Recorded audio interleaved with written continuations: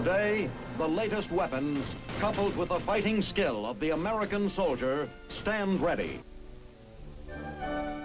The wind, the sea, and the sand have fickle memories. The ocean and its restless borders do not long honor the footprints of men, however firmly they are planted in history. But there are those who remember a different scene on this beach 10 years ago. I remember Omaha Beach. Early one Tuesday morning, June 6, 1944. Omaha was the worst beach.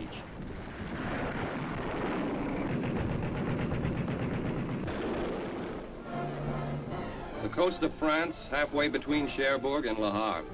We came in with 700 ships, 2,000 planes, 300,000 men. Easy Green, they called this place. Easy? My outfit, the 116th Infantry, lost 800 men here that morning. Green? You bet. Ever try to fight when you've been seasick all night? We landed in the roughest seas the English Channel had seen in 20 years. Down the road a piece, we got help from the paratroopers. Confused the Germans some. The 101st Airborne Division scattered 7,000 men over a 25-mile stretch. They had it rough. They came in first. 4 hours before we did. These guys were really the first wave in the Normandy invasion.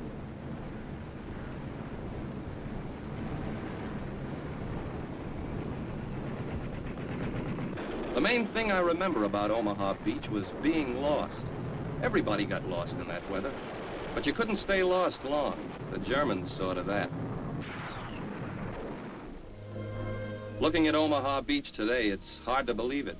It's a mighty funny feeling going back in peacetime and standing on a certain sand dune where, if you'd stuck your head up 10 years ago, you wouldn't be here now. 10 years ago, Normandy's fresh sea air was kind of cluttered with flying objects.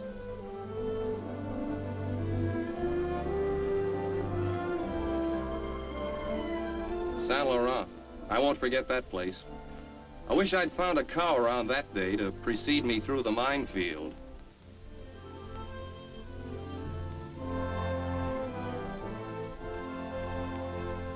General Eisenhower also came back once after the war. He probably had some peculiar feelings, too, about those who stayed on Omaha Beach. I know how I felt losing half of my squad at Saint Laurent. Another place nearby was Pointe du Hoc. A bunch of Rangers had to climb up these cliffs under fire. The Germans dropped grenades straight down into their faces, but the Rangers made it. The Germans had heavy fortifications around the Normandy town of Isigny. 3 days after D-Day, we were taking these things out of action. These seacoast towns all had their little canals, and we had to wade them under fire. One of these boats would have come in handy then.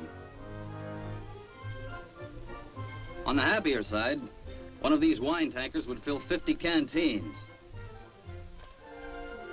Utah Beach had it easier than Omaha. Utah was actually a big mistake. The strong tide carried us 2,000 yards from where we were supposed to land.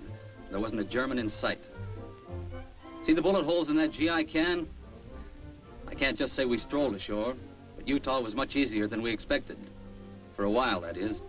Then the Germans discovered where we were, and our trip inland was very unpleasant.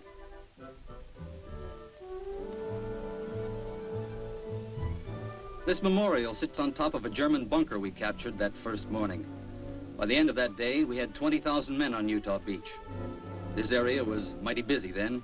We landed 1,700 vehicles here that first day.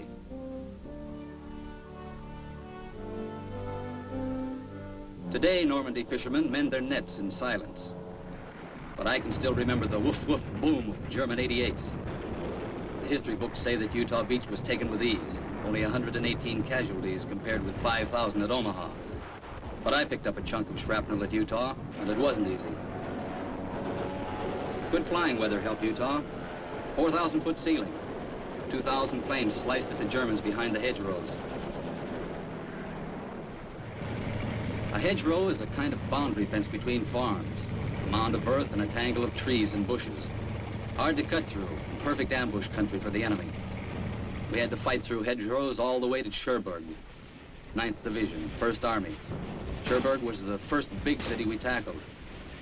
3 weeks after D-Day. We surrounded the city first and asked them politely to surrender. But they wouldn't surrender, so we had to do it the hard way. Cherbourg gave us the first deep water port for the main drive on into Europe.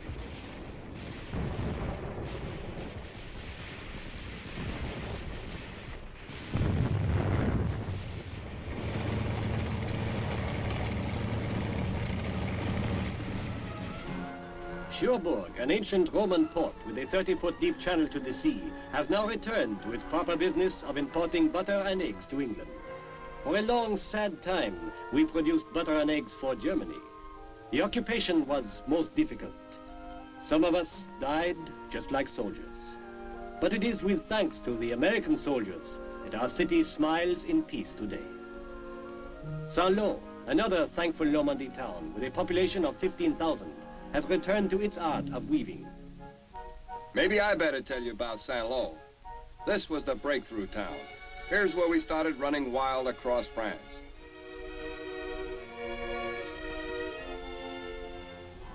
July 19th, 1944, 43 days after the beaches. First with Saint-Lô was the hedgerow fighting. It took time. You'd work hours for a little stretch of plowed field, or to get across a road. Inside the town, I remember deciding to use one of the church steeples for an observation post. The Germans shot the steeple off just when I'd made up my mind. Saint-Lô was soon only a shell of a town. The whole Normandy campaign centered in this countryside, so we could get going toward Germany. Lieutenant General George S. Patton's Third Army started it, used their own blitzkrieg on them, and hurtled toward the German border. Battlefields overlap in Europe's long history of warfare. Here at Voisin Cemetery lie American dead from Chateau Thierry and Soissons in World War I. I've heard my dad talk about the trench warfare in World War I. I never saw any trenches. Not 10 years ago here in Aachen. There were shell holes in the streets, sure, but we never had time to dig trenches. There weren't any hot dog stands around in those days, just C rations, K rations. Every building was torn to pieces. Aachen was the first large German city to surrender. We took Aachen on October 21, 1944. Then, unfortunately, the weather got real bad and we bogged down in the mud. The way I remember these fields, the cows were lying around with their legs sticking up. We found C rations tasted better than these Aachen turnips. This was Siegfried Line country, Dragon's Teeth. They're planting turnips again now where we planted Germans. This was the German West Wall. They held us here for 3 months. It was along here that we found we weren't exactly liberating anybody. Here the people were German. The Germans remember Aachen too. A war is sad for both sides. Metz. Now there was hard fighting ahead for the industrial heart of Germany. Metz took time, even after we took the city. Several nearby forts held out. Took us from Thanksgiving almost till Christmas.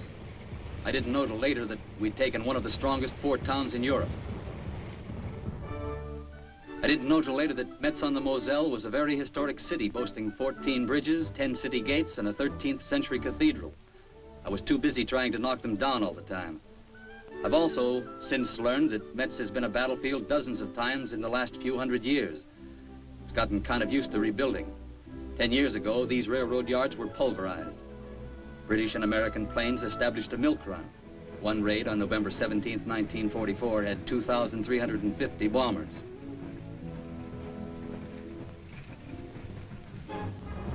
Aachen we first had to take. Then we found we had to hold it. This was a new experience for us. We'd gotten used to moving right on through these towns. But Aachen had a surprise for us, the Battle of the Bulge, our Christmas present from German General von Rundstedt. His sudden counterattack cut a 60-mile gap in our lines. Malmedy today is a quiet little country village, 7,000 population, mostly German. The townspeople here had nothing to do with the Malmedy massacre. That was settled by the war crimes trials later. But Malmedy will remain, through the years, a memorial to one of the worst atrocities ever perpetrated against American soldiers. Visitors, straying off the usual tourist routes, find here a unique monument to these dead. It was erected by the Belgian people. Each little bronze plate bears an American soldier's name. There are 84 nameplates here.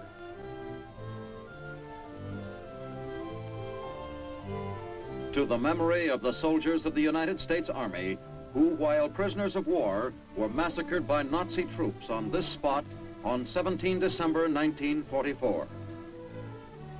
At the American Military Cemetery at Luxembourg, not far away as a tank travels, there is an even simpler memorial among the 1,000 crosses. This is the grave of General George S. Patton, Jr., whose speeding tankers blasted out the path to victory in Europe.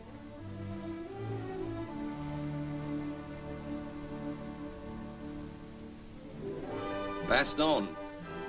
I tried to look it up when I got back, but you can't find it in the encyclopedia. This is where I spent Christmas Day in 1944.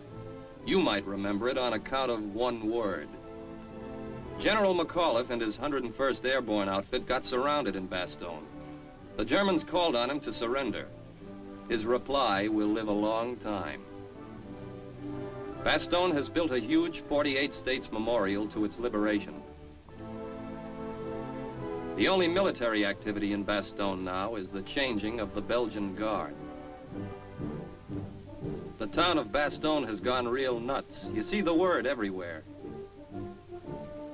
The 101st Airborne held Bastogne for 5 days, although we were completely surrounded and under constant attack by Germans who outnumbered us 5-1. Bastogne looks a lot brighter today. During the Bulge, there was a heavy fog most of the time and snow. I'll never forget the snow. The Bulge started on a Saturday night right after a blizzard. For a week, the Air Force couldn't even get through that weather. We were hungry and cold and scared. We couldn't move for the ice, but there wasn't anywhere to go anyhow. We were cut off in every direction. You might say it was a very skittish situation.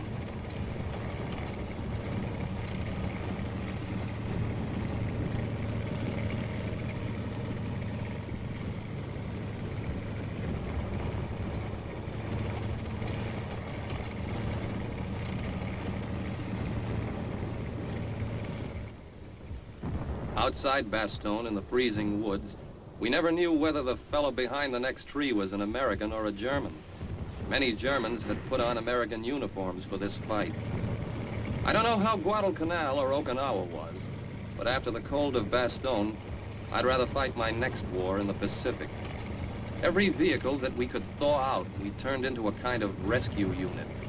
Small groups were constantly getting surrounded until a rescue team could fight through to them. I spent 2 days shivering and shooting in these woods till a tank rescued us. It wasn't until the day after Christmas, 10 days after the Bulge began, that the 4th Armored Division got through and rescued the town of Bastogne. Then it was suddenly all over.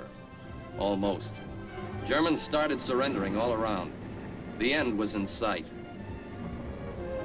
The end was in sight. Here's how I felt about it. Cold, wet, tired of lugging boats. What's a soldier got to do with boats? I learned in the middle of the Ruhr River, in the middle of winter.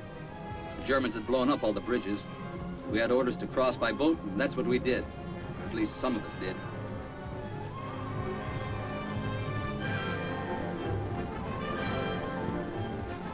You don't feel much like a victorious army when you're about to take a swim in ice water. The current was running like a wild bulldozer. The freezing wind frosted your eyelashes.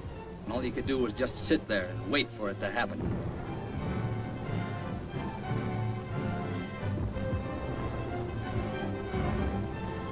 Let's examine this situation.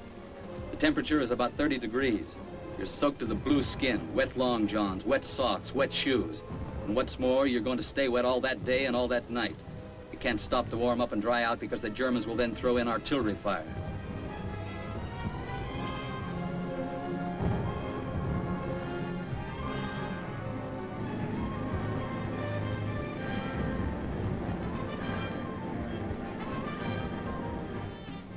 On the Rhine River, the city of Cologne has quickly rebuilt itself. There's a carnival there now. The civilian population undoubtedly prefers the sound of the merry-go-round to the rising drone of bombers coming over. Cologne was bombed for years. Early in the war, on May 30th, 1942, 2,000 planes bombed Cologne for 90 minutes solid. This one single raid destroyed 5,000 acres in the middle of the city of Cologne. These were wild nights in the skies over the Rhine. It was the 4th of July all the time. Night after night.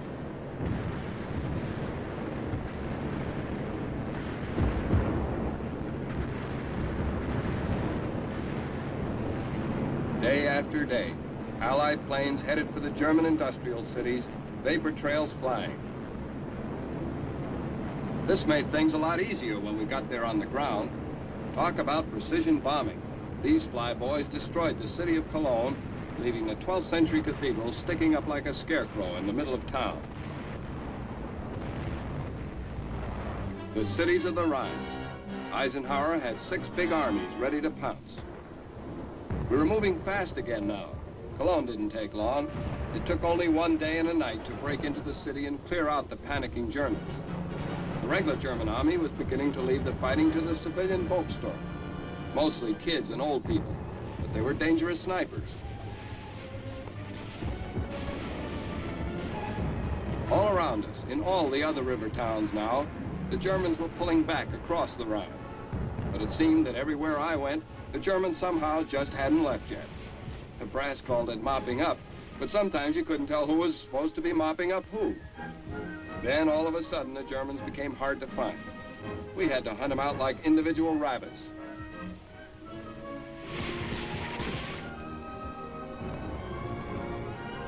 This was the beginning of the Victory March. There was something in the air in those days. We'd heard about a bridge left standing on the Rhine, and whole units of Germans began surrendering without a fight.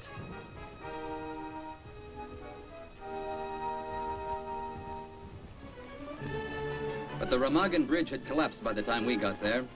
It had held up under German shell fire for 10 days, enough time for 5 divisions to cross over, but not us. We were ordered to stay here and clean up the mess. Back into the ice water again. I'm not complaining. I understand the boys who did get across the river complained about the heat. The Germans made the other bank pretty hot.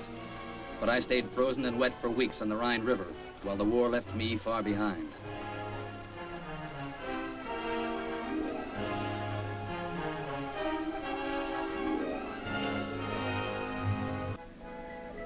What's left of the Ludendorff Bridge at Remagen isn't much to see today. Just the pilings. Most people remember this bridge because we captured it 10 minutes before the Germans could blow it up. I remember it because they finally did blow it up. 10 minutes before I could get across that river with dry feet. There are those who enjoy camping along the Rhine today. I wouldn't, I've had it.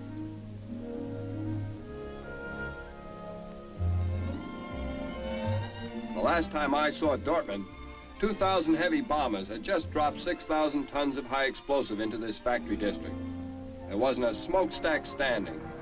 Rolling mills and heavy machinery scattered all over the lot. Bomb craters everywhere. They should have no trouble digging iron around here for some time to come. Essen got it just as bad. Shuttle bombing. This was the home of the Krupp Steelworks. And when we were hitting these big steel plants, we knew we were really hitting Germany. Now these steel mills are all back in business again.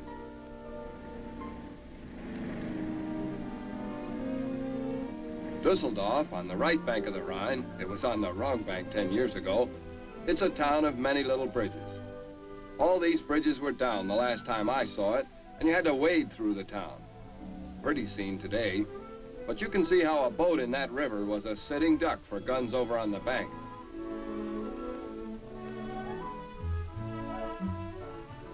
Although Dusseldorf looks like a healthy resort town, the air is actually about as dusty as it was during the bombing. Smoke from the chemical factories. Industrial Germany has made an amazing comeback. This memorial in Dusseldorf says, "Return our prisoners of war." Many Germans captured by the Russians never came back. This swimming pool, about 100 yards from the Rhine River, is another example of post-war construction. In many German cities today, it's hard to tell they ever had a war. Dusseldorf has money today. They're breeding racehorses where the firebombs once rained down. Where they used to manufacture high explosives and fuel for the Nazi buzz bombs, now they're giving Paris a run for the fashion purse. 10 years ago, how us bulls would have liked this china shop. Dusseldorf, in the center of the thriving Ruhr Valley, is an exhibition town today. But I remember when they were exhibiting something far less pleasant. Some Germans in the last days of the war exhibited an unpleasant tendency to shoot when they were supposed to be surrendering. And there's nothing so discouraging as the prospect of getting yourself killed off in the last days of a war.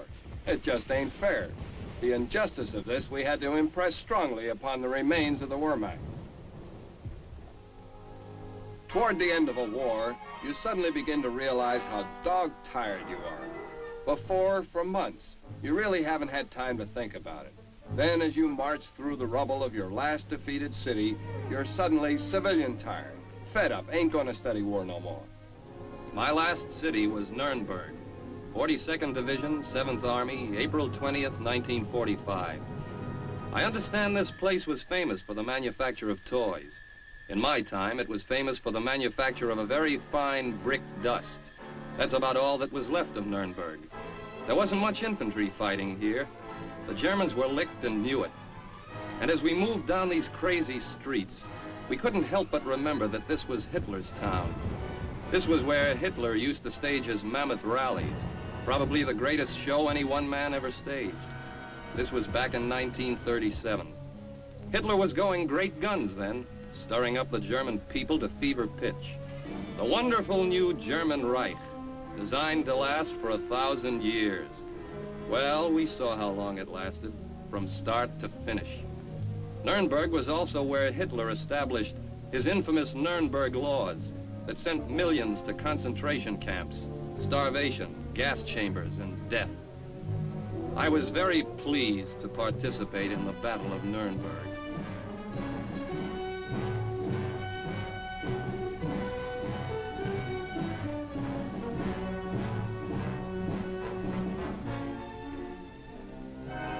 How Nuremberg ever rebuilt after this, I can't imagine.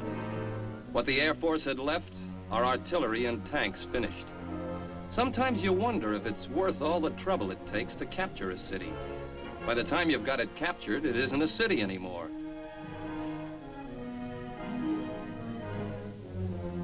Hitler's famous rallying place, the biggest stadium in the world, now only echoed to the ghosts of goose-stepping Nazis and Hitler's raving speeches. Other Hitler ghosts were now being hunted down like the murderers they were. Soon the war crimes trials would take care of the Hitler gang. These evil men who caused that war should have been sent on a world tour to personally beg forgiveness of every mother and father, wife and son. Nuremberg rebuilt quickly. Its thriving industry and bustling people rival any city in Europe today. It is hard to believe that these streets, once reduced to rubble, could in only 10 short years erase every scar of war. A monument to the ability of the German people. These people, once our deadly enemies, have now arisen from the shame of Hitler to stand beside us against the Russian plan for world conquest. The stadium that once saw swastikas flying now sees polka dancing with a touch of American jazz. Nuremberg today, arisen from the ashes of war, is typical of Germany and most of Europe. The marks of war now remain primarily in the minds of we who lived it. The turn of years is rapidly losing World War II in the misty past. Before our personal memories of suffering are also lost, we who lived World War II must spare no effort in preventing a recurrence of this, so future generations may play on our past battlefields.